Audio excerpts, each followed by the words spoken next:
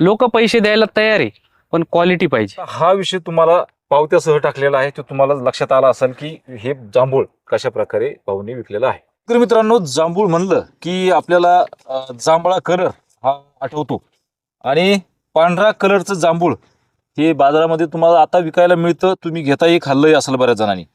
तर जांभूळ बद्दल हा व्हिडिओ असणार आहे. जांभूळ बनामध्ये आपण आहोत.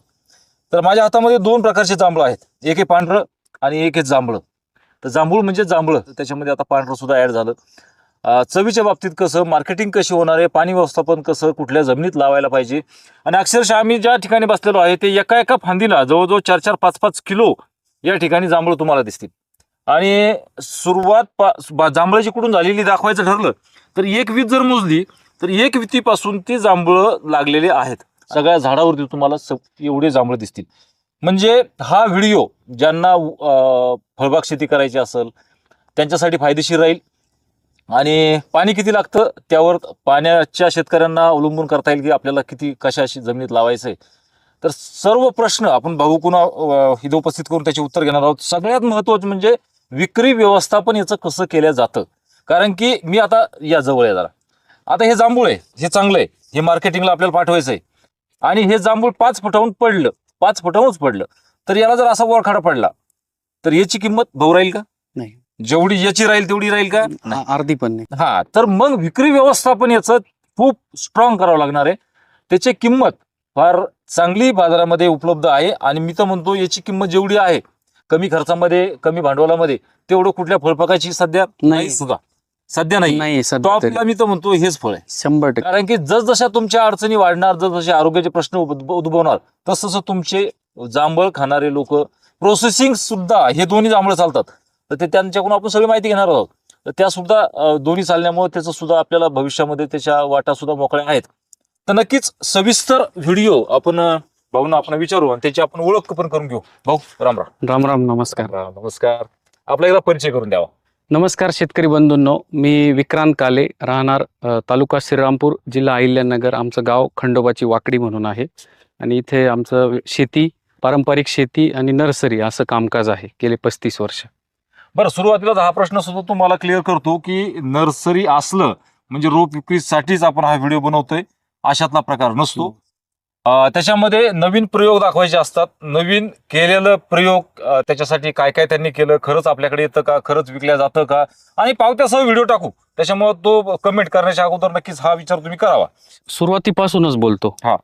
मुळात जांभूळ हे माझं सगळ्यात आवडतं फळ होतं. बरोबर. आणि हे रेग्युलर आपण जे लहानपणापासून खात आलो ते. हो हो.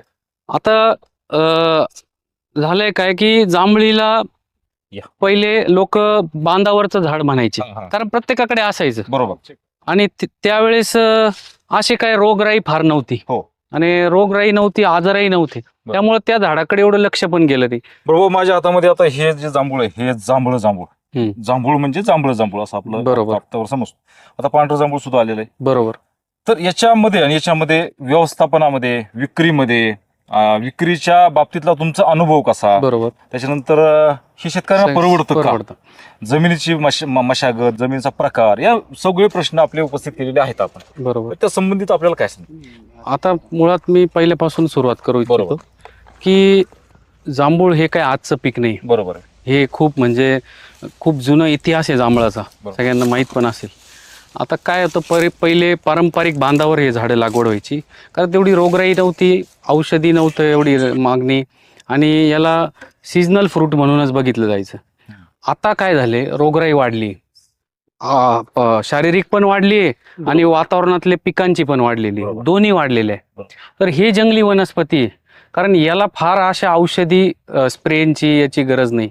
त्यामुळं जांभूळला दिवस आलेले आहेत. आता पुढचे तर शुगरची सांगायची गरज नाही.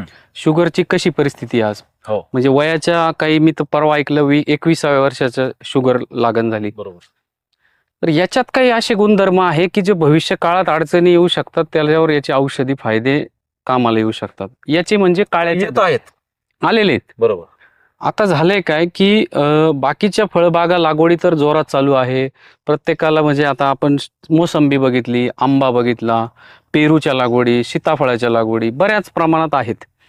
कारण त्या लवकर चालू होतात रिटर्न्स. जांभूळ लागवड एवढ्या झाल्या नाही त्या प्रमाणात, कारण हे थोडं लेट येणारं पीक आहे, 4-5 वर्षानंतर चालू होतं. आणि सगळ्यात मेन लोकांना याची एक अडचण वाटायची की हार्वेस्टिंग करायची कशी, कारण हार्वेस्टिंग एकच मेन चॅलेंज आहे या फ्रूटमध्ये. तो जर सॉल्व्ह झाला तर 80% मॅच आपण जिंकलो, कारण हार्वेस्टिंग केल्यावरती त्याचा रेट खूप चांगला आहे. आज तुम्ही बाजारभाव, मी परवा कॅरेट पाठवले होते, व्हाईटचे पाठवले, ब्लॅकचे पाठवले वाशी मार्केटला, तर 200 रुपये किलोची शिल्लक मला खर्च जाऊन आलेली आहे. व्हाईट आणि जांभळं, ब्लॅक आणि व्हाईट. आता व्हाईटचं काय, व्हाईटचं अजून मार्केट तयार होऊ राहिलं, नवीन आहे व्हरायटी, कारण मुबलक मालच नाही तितका. जर माल जास्त प्रमाणात असेल तर त्यावेळेस बाजारभाव जास्त ठरवता येतो, बरोबर आहे. आता जिल्ह्यात 2 प्लॉट असतील, 4 प्लॉट असतील, किंवा महाराष्ट्रात 15 प्लॉटच्या वर नाही, 10 ते 15, त्यामुळे त्यांना बाजारभाव ठरवणं अजून अवघड जाते. पण आजची जी शिल्लक आली ती 200-250ची आली, आणि माझा ब्लॅकच्या आधी 1 महिना व्हाईट चालू झालाय. ब्लॅकच्या अगोदर 1 महिना म्हणजे माझी 1 मेची हार्वेस्टिंग होती व्हाईटची, आणि 1 जूनची जवळपास ब्लॅकची चालू झाली. आता तुम्ही पाहता याच्यात स्टेजेस आहे, हा काही आला आणि संपला असं नाही. बरोबर. आता ही सेटिंग आहे, याच्यानंतरची ही सेमी तयार झालेली 1, 2 आणि 3 आणि फायनल 4, 3 ते 4 तोडण्या पूर्ण होणार आहे. हा ना, फायनल म्हणजे काढायचं केव्हा, जेव्हा हा व्हाईट कलर पूर्ण दिसतो आणि या रेघा चालू होतात. बरोबर. हा रेगा झाल्या का याचा गुलाबीपणा, जांभळटपणाच आहे ऍक्च्युली, तुम्ही नीट पहा, खरा कलर जांभळाच होतो त्याचा, पण व्हाईट पूर्ण असतो आणि परिपक्व झाल्यावर, पिकल्यावर तो कलर जांभळा होतो, असा होतो, फिकट गुलाबी म्हणू शकतो. बरोबर. तर ह्या स्टेजला त्याची तोडणी, ही व्हाईट रेस्ट दिसायला लागली का हार्वेस्टिंग चालू झाली. तर आता विषय असा आहे की ही व्हरायटी 1 महिना आधी येते, ज्यावेळेस मार्केटला जांभूळच नाही, आंबा आपण खातो एप्रिल मे, त्यावेळेस याला भाव मिळतो. जर मी तुम्हाला म्हणलं मी मे महिन्यातच कोकण बहाडोली देईल तर त्याचे पैसेच होणार आहे, कारण शेती आज अशी झाली आहे की तुमचा हार्वेस्टिंगचा टाइम कोणता आहे त्याच्यावर तुम्हाला पैसे मिळतात. तोच पेरू सगळ्यांचा आल्यावर 15 रुपये किलोनी जातो, पण तो 1.5 महिना आधी 60 रुपयांनी जातो. त्यामुळं तुमचं शेतीचं उत्पन्न, शेतीचं भविष्य तुम्ही कोणत्या टायमिंगला फळ काढता याच्यावर येऊन थांबलेलं आहे. बरोबर. पीक सगळ्यांकडे आहे, पण तुम्ही कसं व्यवस्थापन करून लवकर आणता आणि ते विकता, त्यावेळेस तुमचे जास्त पैसे होणार. त्यामुळं 1.5 महिना आधी असल्यामुळे याला बाजारभाव 100% मिळणार, कारण त्यावेळेस बहाडोली नाही आहे मार्केटला. तर 1-1.5 महिना आधी येते, बुटकी व्हरायटी आहे. आपण मांडी घालून तुम्ही पाहिलं कसे फळं काढतोय, नॅचरल सेटिंग आहे. नाही तर डाळिंबाला आपल्याला स्प्रे घ्यावे लागतात, खर्च करावा लागतो. सीताफळाची सेटिंग होत नाही, पेरूला प्रॉब्लेम आहे, द्राक्षाच्या सेटिंगच्या अडचणी. तसं हे जंगली पीक आहे, याला थोड्या मधमाशा असल्या उन्हाळ्यामध्ये तर याची नॅचरल सेटिंग होते, फार उंच जात नाही. असे एकंदरीत फायदे याचे जाणवले, जे माझ्या ब्लॅकच्याही प्लॉटला होते. पण त्याचा फळगळ होणे, लेट येणे, किंवा सेटिंगला थोडे मागे पुढे होणे, आणि मग याचे प्लस पॉइंट असे आहेत. शेतकरी मित्रांनो, जांभळं आणि पांढरं, जांभळाच्या जी काही साल आहे, सालीमध्ये काही फरक मला दिसला नाही. म्हणजे ह्या जांभळाची साल फार जाड, त्याची फार पातळ, किंवा त्याची जाड याची पातळ, असा काही प्रकार नाही, साल असेल. पण याची उंची कमी असल्या कारणानं हाताने, आता ही जी हा घोस आहे, हा घोस आता तोडायचा म्हणजे पूर्ण तोडता येईल, किंवा मग हाताने लगेच तोडता येईल. आणि आपल्याला जर जांभळं आपण तोडतो त्यासाठी एकतर बऱ्याचशा जे काही कमी झाडं असतात त्यांच्याकडे जाळी लावलेली आपण पाहतो, पडल्यानंतर शिड्या, जाळी आणि झेले असे असं बनवले जातं. आणि हे ज्यांनी काळजी केली त्याचे पैसे जांभळामध्ये होतात, मी अगोदरच सांगितलं. खरं, हा एक बरोबर आहे ना. बरोबर. त्याच्यामुळे काढणी तंत्र, मग आता 200 रुपये किलो सध्या जर भाऊ म्हणतात की 200 रुपये किलोने विकले, त्यांची तुमची पावत्या आहे माझ्याकडे, वाशी मार्केटच्या पावत्या आहे. तुम्ही आणि मी पेक्षा शेतकऱ्यांना सगळ्यात माहिती, सगळं वाशी मार्केटला आज काय विकतं, किंवा तुम्ही नागपूर मार्केटला काय विकतं, हे सगळ्यांना भाव माहिती. फक्त त्याला क्वालिटी लागेल. तुम्ही जर तुटलेला हा माल घेतला तर त्याला भाव नाही. 1 नंबर मालाची ही गोष्ट. 2 नंबर मग तुम्ही जर हार्वेस्टिंगच्या वेळेस तो पडला, किंवा ट्रान्सपोर्ट तुम्ही व्यवस्थित केलं नाही, तर एक लक्षात घ्या की जे नाजूक आहे त्याला त्याची किंमत मिळणार, पण तुम्हाला ते तसं पोहोचावं लागेल त्या दर्जाचं. लोक पैसे द्यायला तयार आहे, पण क्वालिटी पाहिजे. सगळ्यात मोठा जो प्रॉब्लेम आहे तो मार्केटिंग, विक्री, तोडणी. तुम्ही सांगितलं की हे बुटकं आहे त्याच्यामुळे लवकर तोडता येत, हा प्रॉब्लेम तुम्ही आता तोडणीचा अजून एक सांगतो. हे काय मोठं फळ नाही. आंबा तोडला, पेरू तोडला, ते तोडणं सोपं आहे. इथं 80% लोक इथंच माघार घेऊ राहिले की मी कसा तोडणार आणि कसा विकणार. त्यामुळे जे 20% लोक आहे त्यांनी जर प्रॉपर मॅनेजमेंट केलं तर त्यांचे पैसे होणार. बरोबर. कारण स्पर्धा कमी आहे. हा हा. आज फळ आव्हानं- शेतीमध्ये जिथं आव्हान आहे, जिथं आव्हान आहे तिथं तिथं लोक मागे सरकतात. हा. मी पण लावताना हाच विचार केला होता की आपण कोण काढणार आहे, पण आज असं वाटतंय की तो योग्य निर्णय होता. कारण जिथं स्पर्धा कमी आहे मग पैसे मिळायला लागले का माणूस काम करतो. बरोबर आहे. त्यामुळं याचे दिवस आलेले आहेत. आता हा विषय तुम्हाला पावत्यासह टाकलेला आहे, तो तुम्हाला लक्षात आला असेल की हे जांभूळ कशा प्रकारे भाऊनी विकलेलं आहे. आता राहिला प्रश्न जमिनीचा आणि अंतराचा. भाऊ जमीन आता जमीन आपल्या सगळ्या फळबागा आहे आपल्या, म्हणजे माझ्या सफरचंद, आंबा, पेरू, चिक्कू, डाळिंब, सीताफळ, पार ॲव्होकाडो पासून नाशपतीपर्यंत आणि बुटके नारळापर्यंत लागवड आहे. बरोबर. मी ही तुम्ही बघितलं माझी सगळी शेती पलीकडच्या बाजूला आहे. बरोबर. फक्त जांभूळ इकडे मध्ये कॅनाल आहे. याचं कारण माझं इथं येणं होत नव्हतं जास्त. ही जमीन निचरा होणारी पण नाही फार आणि फार काळी पण नाही, मीडियम जमीन, हलकी मुरमाट. पण जांभूळ शेती मी दिलेल्या काळ्या जमिनीत पण काही फायदे आहे. काळ्या जमिनीत फायदे असे आहे की काळ्या जमिनीत कमी पाणी लागतं जांभळाला. कमी पाणी लागतं तर ज्या शेतकऱ्यांची जमीन काळी आहे त्यांना पाण्याचं नियोजन थोडं कमी असलं तरी तिथे धकेल. फक्त काय आहे की मुरमाट जमिनीत पाणी जास्त लागतं, निचरा होतो तर फ्लॉवरिंग जास्त लागते. म्हणजे प्लस काही आता अवकाळी पाऊस झाला काळ्या जमिनीत तर तुमचा माल 1 महिना आधी येऊ शकतो. त्यामुळे त्यावेळेस भाव मिळू शकतो. बरोबर. त्यामुळे जांभळाला असं फार वेगळं काही नाही की जमीन अशीच पाहिजे. थोडी निचरा होणारी असेल, 2, 3, 4, 5 फूटपर्यंत काळी असेल तरी चालेल. पाणी व्यवस्थापन जर सांगाल. पाणी व्यवस्थापन मुळात जांभळाची सायकल अशी आहे. आता तुम्ही जूनचा महिना आहे, जून जुलैपर्यंत हार्वेस्टिंग चालते. त्याच्यानंतर झाड रेस्टिंग, माल संपल्यावरती रेस्टिंग असते. म्हणजे आम्ही 15 ऑगस्टला याची छाटणी घेतो. ऑगस्ट छाटणीनंतर आम्ही दिवाळी नोव्हेंबरपर्यंत पाणी तोडतो, जितकं पाऊस पडेल तेवढा, आणि डायरेक्ट डिसेंबरच्या 10-15 तारखेला याला पाणी टप्प्याटप्प्यात चालू करतो. जानेवारी फेब्रुवारीमध्ये याला पानं फुलं चांगले येतात. फेब्रुवारीमध्ये याला सेटिंग होते. मार्च एप्रिलमध्ये याची साईज होते आणि मेच्या सुरुवातीला याची हार्वेस्टिंग होते. तर खरं पाणी लागतं फ्लॉवरिंगच्या नंतर, म्हणजे फेब्रुवारी नंतर मार्च आणि एप्रिल. कारण त्यावेळेस टप्प्याटप्प्यात याला साईज होण्याकरता पाण्याची आवश्यकता असते. झाडावर माल भरपूर असतो. तर जसं वय वाढेल तसं झाडाची तहान वाढते. त्यामुळं साधारण आता हे 6 वर्षाचं, 5 वर्ष पूर्ण झाले, 6वं वर्ष आहे. या झाडाला जवळपास आता 40-45 किलो माल आहे. बरोबर. तर या झाडाला आम्ही सुरुवातीला फुलांच्या वेळेस फार पाणी नाही द्यावं लागत. त्यावेळेस ड्रिपनी पाणी देतो. दिवसातून 2-2.5 तास ड्रिप चालवतो आणि नंतर मार्च एप्रिलमध्ये याला 2दा फ्लोनी पाणी देतो. साधारण एक 60-70 लिटर 80 लिटर प्रत्येक झाडाला पाणी लागतं. 2 दिवसात 3 दिवसाआड. उन्हाळा किती तीव्र आहे त्याच्यावर आपला निर्णय. बरं, जर आपल्याला सगळ्यात जास्त खर्च होणारा विषय म्हणजे तुमचा कीड रोग व्यवस्थापन, बुरशी आली, कीड आली, असे काही पिकं की बुरशी आल्यानंतर सगळे फुलच गळून जातात. बरोबर. किंवा मग मधमाशा आल्या, त्यावेळेस काहीतरी चुकीचं मारलं, मग त्या मधमाशाच पळून गेल्या, पिकच झाली. एकदम बरोबर. तर मग तुमच्या या पिकासाठी तुम्हाला त्रास किती घ्यावा? आता हे जवळजवळ तुमचा सांगतो एका फांदीला आता जर विचार केला तर 5-5 किलो सुद्धा माल आहे. बरोबर. ही जी फांदी धरली आपण, हे द्राक्षासारखा माल आहे. हो ना. तर मग एवढं 5 किलो जर आणण्यासाठी म्हणलंय आपण, आता ती साईज वाढली 5 किलो होईल. तर मग एवढ्या मालासाठी एका झाडाला तुमचा किती 40 म्हणतात, 40 किलो आरामात निघेल. बरोबर आहे. काही गेलेला आहे माल. बरोबर. तर याच्यासाठी फवारण्या कशा कराव्या? आता मुळात म्हणजे आता सगळ्या फळबागा आहे, डाळिंब आहे. मी जी डाळिंबात मेहनत घेतो किंवा जी आंब्यात घेतो किंवा अजून त्याच्या 50% कमी काम ह्या पिकात घेतो. याचं कारण असं आहे की लोकांना वाटतं की फवारण्या खूप झाल्या म्हणजे पीक, असं नाही. हे जनरली म्हणजे जंगली पीक आहे. याला फवारण्या आहे फ्लॉवर सेटिंगच्या वेळेसची. त्याच्यानंतर फळमाशीचा थोडा प्रॉब्लेम आहे, डंक मारलेले काही. बरोबर.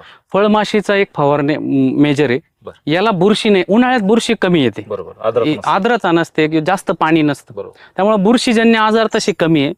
जून नंतर खरे स्प्रे फळमाशीचा किंवा कीटकनाशकाचा याला स्प्रे घ्यावा लागतो. तेवढाच खर्च आहे.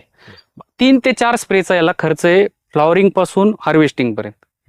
आणि उंची जी ती उंची एवढीच राहणार घ्यायची नाही, उंची याची 15 फुटापर्यंत होणार. 15. आपण काय करतोय, आपण झाडाची उंची वर न जाऊ देता थोडं शेंडा मारून छाटणीमध्ये झाड गोल करायचा प्रयत्न करतोय, त्याला खाली ठेवायचं. खाली ठेवायचं, म्हणजे आपलं काढणं जास्त सोपं होईल, आपल्या अडचणी कमी होतील. बरोबर. त्या हिशोबाने आपण त्याला 15 फुटापर्यंत मेंटेन ठेवलं पाहिजे. बरं. तर भाऊ आता याची लागवड जी आहे ती तुमच्या भारी रानामध्ये आणि मुरमाड हलक्या जमीन असेल, रानामध्ये, हो. मग त्याची अंतर काय असायला पाहिजे? आता मुरमाटमध्ये आपण 12x15 घेऊ शकतो, पण काळ्या रानामध्ये जिथं वाढ जास्त होते 15x15 घ्यायला पाहिजे. 200 झाडं एकरात बसतात. म्हणजे जसं आंबा हवा आला की हवा आला की हल्ला की आंबे खूप पडतात. माझ्याकडे आंबा आहे जवळजवळ तुम्हाला सांगतो हवा आल्यानंतर खूप वादळी याच्यात. तर याचं हवा झाड हल्ल्यानंतर याचे किती फळ पडतात? आता हे पहा, एकही पडलं नाही पडलं नाही ना. का नाही पडत हे? ही जी व्हरायटी आहे ना, ही देठच सोडत नाही. त्याच्या झाडाखाली तुम्ही पहा, सडा सुद्धा नाही. हे आम्ही काल बळजबरी पाडले अक्षरशः. का? कारण ही याचं एक तर काय, जांभूळ असं बाहेरून नाही लागत, आंबा तरी बाहेरून दिसतो. तुम्हाला झाड वाकून पाहावं लागतं, कारण पाला हा इथला पाला आपण कमी केलेला आहे. बरोबर. तर झाडामध्ये असतं, मध्ये हवा नाही शिरत, झाडाच्या बाजूबाजूने हवा पास होऊन गल्लीतून निघून जाते. त्यामुळं हवेचा आणि वादळी याचा फार असा याला प्रॉब्लेम नाहीये जांभळीला. अति खूपच झाली तर गोष्ट वेगळी, पण जी दरवर्षी होते त्यांनी याला काही फळगळ 1-2% वर नाही. त्याच्यामुळं नैसर्गिक याला प्रॉब्लेम जाणवला नाही. तुम्ही अंतर जे सांगितलं 15x15 ना? हो. तर आता काही लोक आंबा घन लागवड करतात, त्यानंतर आंबा तर 12x3 10x3 सुद्धा लावलेले आहे. तर असा काही एखाद्याने प्रयोग केलाय का की जांभूळ घन लागवडीवर आणलेली? जांभूळ घन लागवडीवर माझी पण 12x15 वर आहे. काही जणांनी प्रयत्न केलाय, अजून त्याचे त्या पद्धतीने रिटर्न्स नाही आलेले. कारण मुळात ह्या पिकाचं आयुष्य 30 वर्ष आहे. काही जांभूळ तर आमच्या इथं जुन्या ब्रिटिशांनी लावलेले आहेत. त्यामुळं फार जवळ जाऊन नाही, कारण याला 4 वर्ष यायला लागणारच आहे. तुम्ही पेरू जसा 8-9 महिन्यात चालू होतो, कारण त्याची सायकल फास्ट आहे, तो 5-6 वर्षात निघून पण चाललाय. तसं ह्या पिकाला जर आयुष्य जास्त आहे ना, तर याला 4 वर्षानंतरच येणार आहे. त्याच्यामुळे अंतर फार जवळ नाही घ्यावं शेतकऱ्यांनी. 15x15 किंवा फार तर 12x15 वर 200 झाडे एकरी लावावे आणि मध्ये आंतरपीक 4 वर्ष घ्यावं. त्याच्यामध्ये पेरू करू शकतो किंवा पपई शेवगा काय करू शकतो, 3-4 वर्ष घ्या, 5व्या वर्षी याच्यावर या आणि पुढचे 20 वर्ष याला द्या. म्हणजे अंतर कमी लावू नये या मताची तुम्ही? 12x15च्या कमी लावू नये. बरं, जमिनीमध्ये समजा आपण बेड करून याची लागवड करायला पाहिजे आणि ठिबक सिंचन ही शेती होऊ शकते का? ठिबक सिंचनाने तर झालेलीच आहे. तर भाऊ, ह्या झाडाला जर माल बघितला तर जवळजवळ कच्चा जरी माल धरला तरी 40 किलो माल तुम्ही जर सांगितला तर ते कच्चा मालच निघेल. हो. तर एवढं जर याच्यावरती माल असेल तर याला खायला भरपूर लागणार. त्याचं खत व्यवस्थापन तुम्ही कसं केलं? नाही, आता खत व्यवस्थापन याचं सगळ्यात मेन काय झालंय, याला शेणखताचा आणि गांडूळ खत, मी जास्त गांडूळ खतावर प्राधान्य देतो. कारण गांडूळ खत खूप हलकं असतं पण खूप पोषक असतं. शेणखतात तरी थोडे उन्ही किंवा बाकीच्या गोष्टीचा प्रॉब्लेम येतो. तर गांडूळ खत टप्प्याटप्प्यात, मी आता हे जे दिसतंय तुम्हाला, याच्यात पूर्ण खताचं बेड टाकले गेलेले. त्याला पहिलेच हे ज्यावेळेस फ्लॉवरिंगच्या स्टेजच्या पहिले याला खत पूर्ण पोषक देऊन भरून 4-5 महिने उपयोगात येईल हे, आणि नंतर मग थोडंसं साईज करता 052-34 किंवा अजून काही बरे औषध आहे की ज्याने थोडी ताकद मिळेल. आणि एक गोष्ट याला आहे की याचा आता पाऊस झालाय, त्याची स्किन पातळ असते, तर त्याला तडे जाऊ नये त्याच्याकरता मायक्रोन्युट्रियंट्सचा, जसं बोरॉनची डिफिशियन्सी, कॅल्शियमची डिफिशियन्सी, मग चिलेटेड कॅल्शियम, बोरॉन याच्या फवारण्या घ्याव्या लागतात. की हे सगळं नियोजन त्याला 2-3 जर व्यवस्थित केलं तर बाकी फार असे वेगळे नियोजन नाही. स्लरी दिली आहे, गांडूळ खत जास्त प्रमाणात दिलंय आणि जे मायक्रोन्युट्रियंट्सची गरज आहे ते त्याला टाइम टू टाइम दिलेले. बरं, एकंदरीत मला जर असं तुम्हाला विचारायचं ठरलं तर बाबा, आता मी गृहीत धरा 1 एकर लागवड केली, बरोबर, आणि एका झाडाचा मी विचार करतोय, बरोबर, एका झाडाला वार्षिक मध्ये आपण मला किती खर्च येऊ शकतो एक अंदाज? आता 200 झाडं एकरी असं आपण गृहीत धरू, बरोबर. पहिले 3 वर्ष तर झाडाला खताची फार आवश्यकता नाही, कारण झाड तयार करायचंय फक्त. म्हणजे मायक्रोन्युट्रियंट्सची याची त्याची गरज नाही, फ्लॉवरिंगचे स्प्रे घ्यायचे नाही, कारण एकदा झाड तयार करणं. खरा खर्च 4थ्या वर्षी, 3ऱ्या वर्षी आळी, थ्रिप्स, तुडतुडा. आळी आता पानांवरती येते, पण याची पानं जाड आहे पहा, आणि याची पान गोल आहे. व्हाईट जांभूळचं पान कसं ओळखायचं तर याला गोल आहे, आणि ते चोच आहे कोकण बहाडोलीला. हा एक महत्वाचा डिफरन्स आहे. हे आहे ना. लोक फसतायत रोपामध्ये. बर रोप जी बनवतात लोक व्हाईटच्या नावाखाली कोणतेही रोप विकतात. बर. तर ह्याचे जे पान याला गोलाई आहे पहा पूर्णपणे हो. आणि त्याला चोच आहे काळ्याला. हा. तर याला फार असे जाड पानं असल्यामुळे कमी प्रमाणात आळे हे करू शकते. कीटकनाशक रेग्युलर जे आपण घेतो ती घेतली तरी काय हरकत नाही. ते एकंदरीत खर्च एका रोपाचा एक अंदाज एका झाडाचा आता माझा पूर्ण 5व्या वर्षाचा जो प्लॉट आहे खरा त्याचा एकरी खर्च छाटणी, खत, औषधं आणि हार्वेस्टिंगचा सोडून फक्त हार्वेस्टिंगचा वेगळा धरतो तर हा 70,000 रुपयाच्या आसपासचा एकरी खर्च. 70,000 रुपये. किती झाडामध्ये? 200 झाडामध्ये. 200 झाड. 200 ते 250 60 ते 70,000 रुपये याच्यात सगळा खर्च व्यवस्थित. 5व्या-6व्या वर्षाच्या प्लॉटचं मी बोलतोय. 5व्या-6व्या वर्ष. बरं, जर तुम्ही जर 70,000 रुपये सांगितलं तुम्ही आता याचा खर्च भांडवल खर्च 70,000 रुपये लागायला एक अंदाजन 40 किलो जर 5व्या-6व्या वर्षी जर माल आला तर तो एक अंदाजन, कारण काय असतं पेपरवरचा आणि प्रॅक्टिकली करता येत नसतं. बरोबर. पण एक अंदाज ठोकता आला तर आपल्याला लावता येईल. पूर्ण लावता येईल. तर 40 किलो जर माल पकडला तर एक अंदाजन ट्रान्सपोर्ट हे सगळं धरून त्या शेतकऱ्याला किती पैसे राहू शकतात? एकदम सिंपल हिशोब सांगतो मी पण स्वतः शेती करतो. आपण 200 जे म्हणताय ते ठीक आहे. मला काही पट्ट्या 200च्या आहे, काही 150च्या आहे, काही 120च्या पण आहेत. सरासरी 150 ते पावणे 200चा ॲव्हरेज आहे. आपण 100 रुपये धरू. किती? 100 निम्मा. 100 गुणिले 40 ने आपण 30च धरू. किती झाले? 3,000 रुपये झाड. 3,000 रुपये झाड. बरोबर आहे. 3,000 गुणिले 200 झाड 6 लाख. 6 लाख. आपण 200 ने 150च धरा. अजून 50 झाडाला सेटिंग नाही झाली असं धरा. 4.5 ते 5 लाख रुपये झाले. आता आपला खर्च किती होता? 50 ते 70,000. किती राहिले? तुम्हाला जो लाख रुपये खर्च जर ट्रान्सपोर्ट वगैरे सगळं धरू तर तुम्हाला 3 लाख रुपये 3 ते 4 लाख रुपये 4 लाख. पुढच्या वर्षी 100 रुपये. 100. हा माल 40 किलो आज आहे. मी तेच सांगणार हा, होतो. हा. जांभूळ खरं उत्पन्न चालू होतंय 8व्या वर्षी. हो. याच्यावर जर मी अंतर का कमी नको करू म्हणलो, मी कोकण बहाडोलीचा आम्ही 10 वर्षापूर्वीचा एक शेतकऱ्याला प्लॉट दिलाय. तो आजही आपण आज पाहू शकतो. त्या झाडावर 100 किलो माल आहे आज. किती आहे? 1 क्विंटल. एका क्विंटलचा 5 कॅरेटचा माल आज हार्वेस्टिंगला आहे. याच्यावर जर 100 किलो झालं तर तुम्ही हिशोब लावा फक्त काय रेट होतील. तर आतापर्यंत आपण 1 लाखाची शेती टाकत असतो. खर्च वाजवता शेतकऱ्याला 1 लाख मिळाले तर शेतकरी जे काही चुकीचे निर्णय घेतात ते घेणार नाही. तसं जर पाहिलं तर भाऊनी 100 रुपयाचा रेट सांगितला. मग आता हा रेट किती तोडायचा आणि याचं गणित कसं लावायचं हे तुम्ही लावू शकता.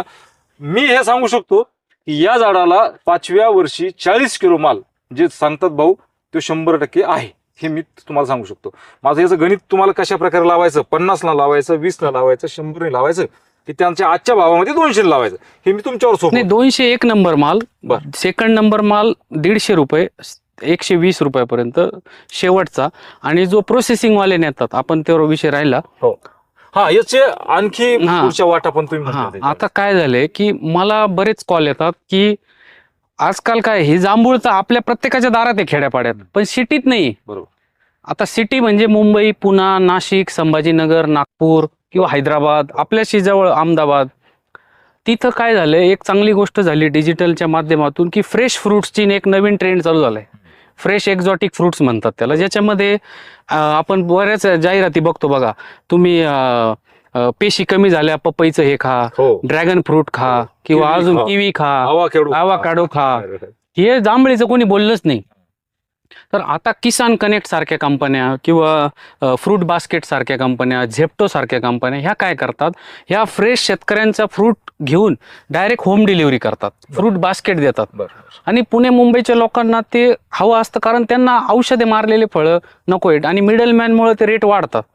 व्यापारी घेणार, तो मार्केटला जाणार, मग तिथून रिटेलर, ते डायरेक्ट कंपन्या तुमच्या दारात येऊन गाड्या घेऊन जातात. तर मला अनेक कंपन्यांचे कॉल आहे की तुमचं जांभूळ हे प्रोडक्ट द्या कारण सिटीमध्ये मागणी. पण होतंय काय की त्यांना कमीत कमी 1 टनाची रिक्वायरमेंट, कारण ती 200 किलोमीटरवरून गाडी येणार तर तो तेवढं माल तर घेऊन जा. आता 200 किलो मी एकाच दिवसात नाही काढू शकत. हे केव्हा शक्य की माझ्यासोबत तुमचा 2 एकर प्लॉट आहे, यांचा 1 एकर, 3-4 शेतकरी मिळून जर हा प्लॉट लावला आणि तुमच्या हातात माल आहे तर तुम्ही याचा दाम ठरवू शकता. हे मी सांगू शकतो. तर माझं शेतकऱ्यांना एकच निवेदन आहे, 2-4 जणांनी मिळून जर हे केलं तर हे जास्त प्रमाणात दुप्पट उत्पन्न करू शकतं. कसं? कारण ती कंपनी पैसे द्यायला तयार आहे, पण बरं. तेवढा मुबलक माल पाहिजे. बरोबर. आणि एक खट्टी 5 एकर मी लावलं तर मला ते व्यवस्थापन पण जमलं हा. पाहिजे. मी म्हणणार नाही ही बाग तुम्ही पूर्ण. 5-5, 10-10 एकर लावा, कारण शेवटी लेबर ओरिएंटेड काम आहे. एक खट्टी तुम्हाला तेवढं मग मॅनेजमेंट तेवढं स्ट्रॉंग लागेल बरोबर. की तेवढा माल तुम्ही एकटा पुरू शकता 5 शेतकऱ्यांचा, बरोबर.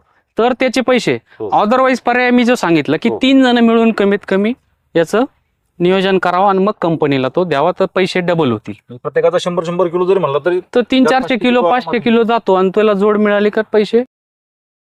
आपल्या हातामध्ये जे दिसते कोकण बहाडोली, तर याच्याबद्दल कोणाला सांगायची आता गरज तर राहिलेली नाही. सर्व प्रचित असलेलं हे वाण. तर भाऊ, पांढरं तर आपण बघितलं, त्याचे वैशिष्ट्य पण तुम्ही सांगितले, तर याविषयी काय सांगाल? नाही, कोकण बहाडोली ही तर खूप चांगली आणि जुनी जात आहे. सुरुवातीला मी याचीच लागवड केली होती. याच्यातली काही अडचणी जाणवल्या होत्या, म्हणून काही व्हाईटमध्ये त्या फायद्याच्या ठरल्या, जसं बुटकी व्हरायटी आहे व्हाईट वगैरे. पण हे जे झाड आहे याची मागणी काही कमी होणार नाही. किती नवीन व्हरायटी आल्या गेल्या तर आपल्याला जी लांबूळ बघायची सवय ती हीच आहे. आणि याची विशेष अशी चव आहे त्याच्यामुळं, आणि बाजारभाव उच्चांक आहे. व्हाईटच्या तुलनेत पण चांगलेच आहेत. व्हाईटला आहे पण याला तर आहेच. आणि याची मुळात वाईन बनते. आज आमच्या मित्राचीच नाशिकमध्ये फॅक्टरी आहे की जामून वाईन नावाचं त्यांचं प्रोजेक्ट खूप चांगला आहे, त्यामुळं त्याला दर काही कमी होणार नाही. वाईन म्हटल्यानंतर दर काही काम आहे. द्राक्ष जशी बनते तशी जामूनची वाईन बनायला लागली. याची प्रोसेसिंग होते, याच्या बियांचे पावडर बनते.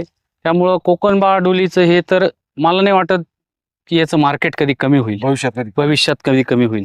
कारण की आजार वाढलेले आहेत आणि बाय प्रोडक्ट्स खूप चांगले बनत आहेत. त्याच्यामुळं परवडणार वाण आहे. आजची शिल्लक पण माझी 210-200 रुपयाची आहे. ती पावती तुम्हाला. त्यामुळं शेतकऱ्यांनी कुठलीही, असं नाही की व्हाईटच लावा, कोकण बहाडोली लावा किंवा कुठलेही जांभूळ जे उत्पन्नाला आपल्या वातावरणात सूट होतंय ते लावायचे आज दिवस आलेले आहेत. थोडीशी कष्ट करायची तयारी ठेवावी लागेल शेतकऱ्यांना, तसा भावही मिळतो ना. तर भाव मिळतोय. कारण पेरू माझा स्वतःचा 40ने गेलाय. बरोबर. सीताफळ मागच्या वर्षी पडलेले होते भाव, 60 रुपयाच्या कमी 40 पर्यंत गेलाय. 30 रुपये. द्राक्ष डाळिंबाचे किती व्यवस्थापन करावं लागतंय सगळ्यांना माहिती. आंबा लागवडी खूप आहे, अवकाळीमुळं नुकसान झाले. त्यामुळं असे काही वेगवेगळे प्रयोग, वेगवेगळे पिकं घ्यावी लागतील की ज्याला बाजारभाव आहे. करणं सोपं आहे, पण थोडं नियोजन करून मार्केटिंग करून तुम्हाला काम करावं लागेल, तर याचे दिवस चांगले आहेत. बरं, पाणी व्यवस्थापन, लागवड व्यवस्थापन, खत व्यवस्थापन पांढऱ्याचं आणि जांभळ्याचं सारखंच? बऱ्यापैकी सारखंच आहे, म्हणजे फक्त 1 महिना आधी सायकल त्याची याची थोडी लेट आहे. पण याची ना एक गोष्ट आहे की याची वाढ थोडी झाडाची जास्त होते. म्हणजे पांढरं आपल्याला बसक गोल ठेवता येतं, पण याची उंची 15 फूट 18 फूट पर्यंत जाईल. याला मला शिड्या वापराव्या लागतात, झेले वापरावे लागतात, पण याचं उत्पन्न पण तेवढं वाढलेलं आहे. एक प्रौढ झाड जर पकडलं आपण, आता हे 5 वर्षाचे 6 वर्ष, हे 5 वर्षाचंच आहे. पण मी दिलेले प्लॉट म्हणजे डायरेक्ट शेतकऱ्यांना 2016चा प्लॉट आहे. आज त्या झाडावर 4 ते 5 कॅरेट म्हणजे 80 ते 100 किलोची हार्वेस्टिंग चालू आहे. 100 किलो पर्यंत फळ आहे झाडावर आज. कॅरेट म्हणाल तर मग कॅरेट मध्ये 20 किलो म्हणजे जवळजवळ 1 क्विंटल एका झाडावर. आपण वाईटात वाईट 80 किलो धरू शकतो. आणि दुसरी गोष्ट, भाव सध्याच्या पिरियडला जो तुम्ही म्हणाल, ह्या वर्षी तर चांगलाच भाव आहे. तुम्ही मागच्या 10 वर्षाच्या पट्ट्या बघा, 150च्या पुढेच आहे जांभूळ. वाशी मार्केट वगैरे तर पाहिलं तर 300 पर्यंत जातो, पण आपण 150 ते 200ची ऍव्हरेज रेंज धरू शकतो किलो. पांढरं आणि जांभळ, कोकण बहाडोली, जांभूळ बहाडोली आणि पांढरं जांभूळ, व्हाईट जांभूळ, या दोन्हीचे रोप तुमच्याकडं? दोन्हींचे प्लॉट घरचे. मी जवळ लावायचं कारण हे जे दिसतंय हे काड्या काढून मी ग्राफ्टिंग केलेली. म्हणजे तुम्ही बियापासून करताय का भेटकलम? नाही, बी तर गावरांची बी येते आणि त्याच्यावर बहाडोलीची ही जी काडी आहे हिला इथं डोळा भरला जातो आणि ती कलम केल्यानंतर 6 महिन्यांनी तयार होते आणि मग ती विक्रीला नर्सरीला येते. बियापासून नाही? बी पासून नाही. बीची जी मग तिला फार वेळ लागतो. वेळ पण लागतो आणि बीचं आहे ना फळ मागे पुढे येतं. कलम केलेल्याच टप्प्याटप्प्यात फळ येतं. मग पांढरं आणि जांभळ म्हणजे कोकण बहाडोली आणि व्हाईट. तर सगळ्यात महत्वाचं म्हणजे तुमच्याकडे मातृवृक्ष आहे. मातृवृक्षच माझे मत. मी लावायचा हेतूच हा होता की या व्हरायटीमध्ये प्लस मायनस काय आहे आणि जर मग मागणी असली तर घरच्या प्लॉटच्या कलमा. कारण 5 वर्षानंतर कळणार की याला काय आलंय. त्यामुळं काय होतंय, आज खूप ट्रेडिंग होती सर. बरोबर. मी म्हणत नाही माझी नर्सरी म्हणून, पण आपण प्रयोग पहिले स्वतःवर करायचा हेतूच आहे की याच्या घरच्या काड्या आपल्याला मिळतील आणि शाश्वत रोप आपण स्वतः नर्सरीत तुम्ही नर्सरी बघितली, ग्राफ्टिंग करून शेतकऱ्यांना देणं गरजेचं. कुठून आंध्र प्रदेशवरून रोप आले, ते दिसायला फार उंच मस्त दिसतात, स्वस्तही असतात, पण 5 वर्षानंतर मी तुम्हाला डायरेक्ट शेतकऱ्यांचे नंबर देतो. 5-5 एकर लावले आहे. किती एकर? 5 एकर, हजार झाडं. असाच आमचा भाव थोडा प्लस मायनस व्यवहार नाही झाला. तो शेतकरी आज मला सांगतोय की दादा माझ्या त्या 5 वर्षाच्या जुन्या झाडावर तुम्ही कलमा बांधून द्या. त्याने त्याला वेळ पैसा सगळं खर्च केलं, पण तो फसला गेला.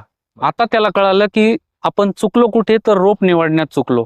कारण स्वस्त दिली तर त्यांनी मदर प्लॉट पाहिला नाही, काहीच पाहिलं नाही. आता त्याला प्रॉब्लेम वेळ गेली, खर्च खर्च होऊन होऊन गेला. गेला. आयुष्यातले 5 वर्ष त्यासाठी दगडावं लागले. दिलेली. बरोबर ना. तर शेतकऱ्यांना फळबाग शेती बद्दल तुमचं एक थोडं मत काय सांगताय? फळबाग शेती तर खूप सध्याचा ट्रेंड तर झालाच आहे. आता यात आमचा जो पट्टा आहे संगमनेर, नाशिक, शिर्डी हा पहिल्यापासून आहे, कारण पाणी व्यवस्थापन होतं. नाशिक आणि मुंबई मार्केट जवळ होतं. हो. फळ शेतीकडे लोक ऑलरेडी वळलेली होती. आता बरेच लोक मराठवाडा, पश्चिम विदर्भ, काही सोलापूर हा जो पट्टा आहे, खूप नवीन शेतकरी आलेले आहेत. त्याचं आणि मार्केटही तेवढं वाढलेलं आहे, बरोबर. त्या पट्टीने वाढलेले. लोक प्रयोग करायला पण इंटरेस्टेड आहे, लोक करतायत. अक्षरशः शेतकरी खूप चांगल्या प्रकारे करतोय, पण काही ठिकाणी तो बळी पण पडतोय. म्हणजे जाहिराती चुकीच्या होत आहेत किंवा मार्केटिंग होते, कोण म्हणतं हे लावा, तो पण संभ्रमित आहे. त्यामुळं आपल्याला नियोजन आपल्यानुसार पण करावं लागेल. आपल्यात काय प्लस पॉईंट आहे, काय आपल्याकडे मार्केट आहे का, आपण त्याला तंत्रोतंत्र शेती करू शकतो का. बरं ठीक आहे, ते सगळं आहे, पण ते झाल्यावर आपल्याकडे स्पर्धा किती लोक लावतायत. आज पेरूच्या भयानक लागवडी, म्हणजे मी रोपं विकतो, मलाच वाटतं कधी कधी काय होईल, ते व्हावं नाही. त्यामुळं काही पिकं असे घेणं गरजेचे आहे की जे लॉंग टर्म तुम्हाला एक खट्टी उत्पन्न देत राहतील, आणि जे प्रयोग तुम्ही करणार आहे ते काही पिकं घेणं गरजेचं आहे. त्यामुळे एकच प्लॉट 10 एकर लावून बसला तर त्या एका भरोश्यावर आजचे दिवस राहिलेले नाही, कारण वातावरणही फार बदलते, खर्चही कमी जास्त होत आहेत. त्यामुळे शेतकऱ्यांना मी असं सांगेल की तुम्हाला एकतर पहिले गट शेती तर करावीच लागेल, तो काळाची गरज झालेली आहे आज. आणि दुसरं, तुम्हाला क्रॉप निवडताना, फळबाग निवडताना प्रत्येकाला वाटतंय माझं वर्षभरातच उत्पन्न यावं, लगेच मी स्पर्धेत चालू व्हावं. तिथं जास्त भीड आहे. थोडा पेशन्स ठेवणारे पिकं लावणं गरजेचं आहे, जसं की जांभूळ झालं किंवा आवळा आहे किंवा जुन्या चिंचा आहेत. असे पण पिकं पैसे देत आहेत, एक खट्टी देतात ज्याला काम नाही. त्याच्यामध्ये आंतरपीक तुम्ही जी पारंपरिक करताय ते करा, प्लस त्याच्यामध्ये मग फास्ट येणारे पिकं पेरू, पपई, शेवगा असे जे पिकं आहेत, असं मिक्स क्रॉप करावं लागेल. एका क्रॉपवर भरोशाचे दिवस राहिलेले नाही सर. तर नक्कीच सविस्तर व्हिडिओ झालेला आहे, भरपूर लांब झालेला आहे. 1 मिनिटाच्या रीलच्या युगात एवढाले व्हिडिओ तुम्ही बघणं आणि शेवटपर्यंत बघणं फार विशेष. पण मला असं वाटतं की एवढा व्हिडिओ बघितल्यानंतर मला जे प्रश्न पडले असतील ते तुमच्या मनातले प्रश्न असतील, आणि ते आपण भाऊंना विचारले. त्यांनी सुद्धा एक नर्सरी मालक न राहता एक शेतकरी म्हणून चांगली उत्तर दिलेली आहेत. तर नक्कीच त्यांना या संदर्भात तुमचे काय काय प्रश्न असतील, त्यांना राहिले जर असतील तर त्यांना तुम्ही विचारू शकता. दुसरी गोष्ट भाऊ, एकच प्रश्न राहिलेला आहे, तो असा की या झाडाचं वय हे किती वर्षापर्यंत तुम्ही पांढरं आणि बहाडोली हे तुम्हाला पीक उत्पन्न देऊ शकतं? जांभूळ हे या फळाचं आयुष्य, आता जुन्या ज्या गावरान होत्या त्या तर आमच्या इथे कॅनलकडे 80-80 वर्षाचे झाड आहे. असं का? हा, ते ब्रिटिशांनी लावले पण. बहाडोली. बहाडोली नाही, बहाडोली नाही, ते गावरान. बरं, गावरान. हा, बहाडोली तर आता आली 2003च्या आसपास ही व्हरायटी चालू झाली. तरी हिचं 25 वर्ष, कमीत कमी 30 वर्ष उत्पन्न आपण घेऊ शकतो हलक्या हाताने. अशा प्रकारचं हे पीक आहे. कोकणामध्ये पाहिलं तर फार कोकणात तर जुन्या म्हणजे 50 वर्षापासून, पण 30 वर्ष तर आज. पहिले काय होतं, आपण पुढच्या 40 वर्ष, आज ते दिवस नाही, आज 15-20 वर्षाचा आपण फार फार तर विचार करतो. तर तेवढं तर एकदम चांगल्या पद्धतीने ते देत आहे. आणि पांढरं पण तेच 20 ते सारखंच नाही, पांढरं मी म्हणेल थोडं कमी असेल याच्या तुलनेत, मलाही जाणवतं. कारण तो लवकर, जी गोष्ट लवकर चालू होते, लवकर थोडं जास्त उत्पन्न देते, तिचं एक काळानंतर ती थांबेल असं. आता मी पण 6 वर्षच झाले, मी काही झाडं 10 वर्षाची पाहिली ती देत आहे, पण ती सातत्याने 30 वर्ष दिली याची मलाही, पण एक 15 ते 20 वर्ष व्यवस्थित देईल असा अंदाज आहे माझा झाडाच्या याच्यानुसार. फार भावनी प्रामाणिक असं उत्तर दिलेलं आहे. तर पोषण मूल्य सारखंच आहे का दोन्ही सर? पोषण मूल्य तर याच्यामध्ये जे कंटेंट त्याच्यामध्ये पण आहेत का? त्याच्यामध्ये पण असणारच आहे. त्याच्यामध्ये शुगर कंटेंट थोडं जास्त आहे मला असं वाटतं. याच्यात थोडं आंबटपणा जास्त आहे, तो फरक आहे या दोन्हींमध्ये. बाकी वेगळा चवेमध्ये, आतल्या टिश्यूज फायबर्समध्ये, कशामध्ये. आणि हा, त्याची बी साईज थोडी बारीक आहे, हो यशमुख. याची थोडी मोठी आहे. त्याची बीची जी हे ती चिचकुळी आणि बारीक आहे अशी. तर भाऊ आपला एकदा परत एकदा पुन्हा परिचय, पत्ता आणि मोबाईल नंबर नक्कीच सांगावा, आणि तुमचे काही जास्त मोबाईल नंबर असतील ते पण सांगा. हा, नमस्कार शेतकरी बंधूंनो, मी विक्रांत काले, संकेत नर्सरी श्रीरामपूर, जिल्हा अहिल्यानगर, महाराष्ट्र. आणि आमचं खंडोबाची वाकडी म्हणून इथं गाव आहे. तिथं नर्सरी आणि शेती, आमची पारंपरिक 40 एकर शेती आहे. आमचा एकत्रित परिवार आहे 25 जणांचा. तर तिथे शेतामध्ये पहिले पारंपरिक होती, मग गुलाब, डाळिंब, पेरू, चिकू, सफरचंदची लागवड आहे. नारळ शेतीबद्दल पण आपल्याला बोलायचं होतं. तर असे बरेच प्रयोग केले, कारण मला नर्सरी चालवायला पहिले मदर प्लांटची गरज होती. तर ते पहिले बागा लावल्या, त्याचे शासकीय लायसन धारक झालो. आणि आता आपण शेतकऱ्यांना रोपं घरच्या प्लॉटपासून, मदर प्लांटपासून बनवून देतो, मार्गदर्शन देतो. इथे बरेच शेतकरी वर्ग येतात, व्हिजिट देतात आणि मग ते आपल्या बागेत लावतात. आणि आपण आज काय मार्केटचा ट्रेंड आहे, भविष्य काय असेल, आणि सगळ्यांचा अनुभव, मी एकटाच पूर्ण नाही, सरांसारखे लोक, बरेच लोक संबंधित आहेत, त्यांचा सगळ्यांचा अनुभव, कुठल्या भागात काय चालतंय, काय मार्केट आहे, कसं भविष्य राहील, काय अडचणी आहेत, याच्यावर घेऊन आपण एक सल्ला द्यायचा प्रयत्न करतो. एवढंच मी सांगेन. नक्कीच मोबाईल नंबर सांगा. 98-98-22-780-569 हा माझा आहे. आणि 98-22-69-43-88 आमचे बंधू आहेत. हे 2 नंबर मी नक्की सांगतो. तर तुम्हाला जर फोन लागला नाही तर तुम्ही व्हॉट्सअप करायला हरकत नाही, त्यांना हा, व्हॉट्सअप. तुम्हाला उत्तर देतील. तर व्हिडिओ कसा वाटला नक्कीच कमेंटमध्ये लिहा. फळबाग शेती ही एकरी लाखाच्या शेतीमध्ये नक्कीच हे फळबाग एकदम 100% येतं. तर ते तुम्ही तुम्हाला सांगितल्यानुसार तुम्ही लावू शकता. तर भाऊनी फार चांगली माहिती आपल्याला उपलब्ध करून दिली. बाग फार चांगला आपल्याला दाखवला, पांढऱ्या जांभळाचा आणि जांभळ्या जांभळाचा, म्हणजे बहाडोली आणि व्हाईट जांभूळ, हे दोन्ही बाग त्यांनी फार चांगले आपल्याला. त्याचं नाव काय? Thai white. Thai white variety. Thai white. लोक नावं बदलून रोपं विकण्याचा प्रयत्न करतात, हे पण मला सांगावं वाटतं. का शेतकऱ्यांची दिशाभूल होते, की माझं रोप विकलं गेलं जावं म्हणून नाव बदललं जातं आणि मग ते विकलं जातं. तर त्या संदर्भात पण शेतकऱ्यांनी थोडी जागरूकता ठेवावी. आणि मी अजून एक सांगेल, की तुम्ही वाशी मार्केटला जावं, तिथे नवनवीन प्रयोगातले फळं येत असतात. कशाला काय बाजार भाव आहे हे तिथं गेल्यावर कळतं. बरोबर. फक्त व्हॉट्सअपवर हे गेल्यावर नाही कळत. ऍक्च्युअल मार्केटला जाऊन बघितलं की आज ड्रॅगनची काय परिस्थिती आहे, जांभळाची काय आहे, पेरूची काय आहे, तिथं समुद्र आहे. किंवा दिल्ली मार्केट, वाशी मार्केट, अशा शेतकऱ्यांनी आवर्जून जायला पाहिजे, सगळ्या महाराष्ट्राच्या. तर नक्कीच भाऊनी जे सांगितलं ते सुद्धा फार गरजेचं आहे. आपण आपला अभ्यास आपण करायला पाहिजे. मी सांगितलं लावा, भाऊनी सांगितलं लावा म्हणून तुम्ही लावूच नका. माझी शेती ही त्यांची शेती, त्यांची प्रयोगशाळा आहे. त्यांच्या शेतीमध्ये 600-650 वाण त्यांनी लावलेले आहेत. फळझाडं असतील, फुलझाडं असतील, शोभेचे असतील, लवंग, इलायची, सगळ्या प्रकारचे.